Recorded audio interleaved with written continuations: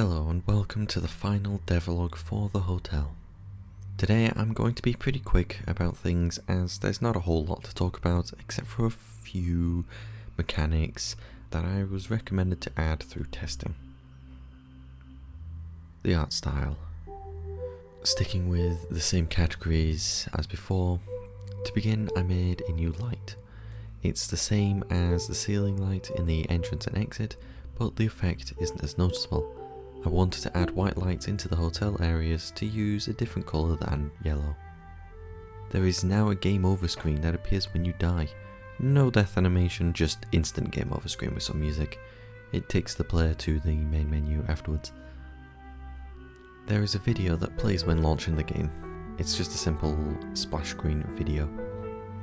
Some characters finally got names as referring them to their job roles in relation to the player character, who was just odd.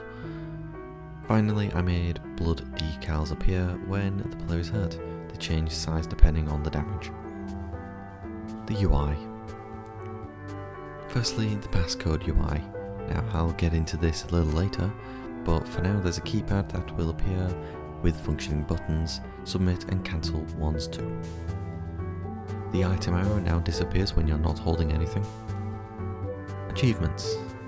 I will also get onto this later on, however, I would like to note that you can view an achievement screen to look at completed and incompleted achievements. There's also a pop-up in the bottom right that appears when you complete an achievement. There are now controller and keyboard icons. Having text didn't help people when playing, so I made icons for both controller and keyboard. Plus I can use these in future games, maybe with a little extra flair to help suit the game a little bit better. The progress numbers now update correctly in the main menu. There is now controller support for the UI. This was going to happen anyway, and I decided to push it to the end.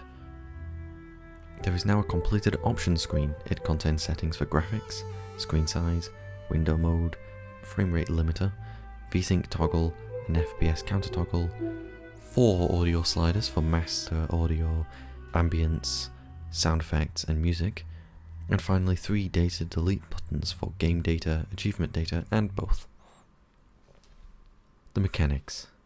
The locked gate is a small, new mechanic that has a 20% spawn rate. When it does appear, it will block off the exit and will have a lock or keypad attached to it. If a lock appears, then a key item will spawn somewhere on the level. If a keypad appears, then a passcode item will spawn somewhere. Upon collecting either, a pop-up in the top left will appear to show either a key icon or a passcode to the gate. Interacting with the gate will either unlock it when using the key, or will show a keypad where the player must input the correct code.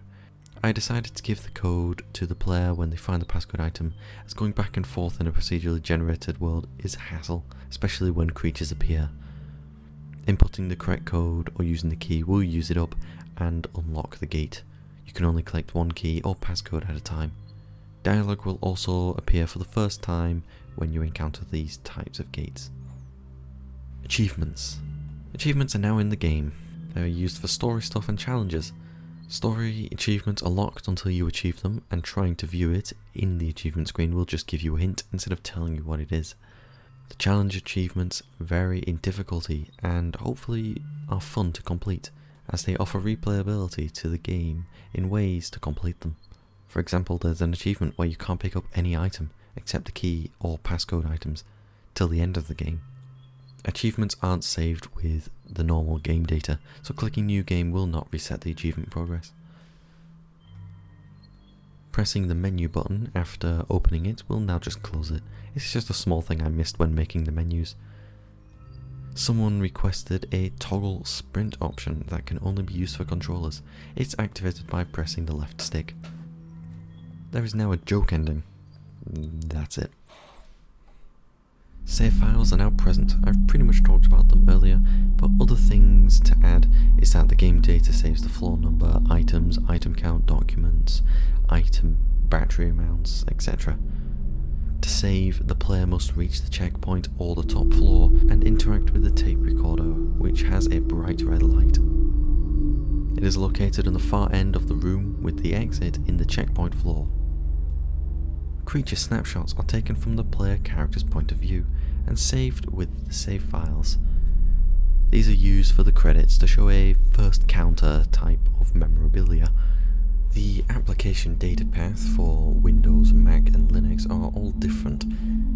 It should all reach the Somia Studios and then the hotel, which then would contain the save files and the creature snapshots.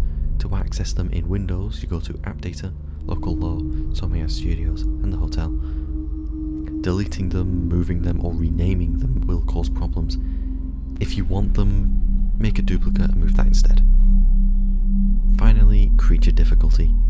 This will increase with each creature as you progress the floors with them, stopping and resetting when they go away for good. This simply buffs the creature speed, creature turning, and the attack speed multipliers. Bugs. Finally, bugs. Most of the bugs in the bug list are spoilers, so I can only really summarise them to missing sounds, infinite stamina issues, rug designs not changing, and a bunch of other UI stuff. Trailer. My final topic for today is the trailer. I'll be including the game trailer in this video and as a separate one, so please watch both and like them, as it would spread it easier across YouTube. Also, please don't forget to subscribe for future game updates and new game devlogs. Hopefully not as late as this one. Well, at least for 2. These games have been background projects. Thank you for watching and sticking with me through this small journey.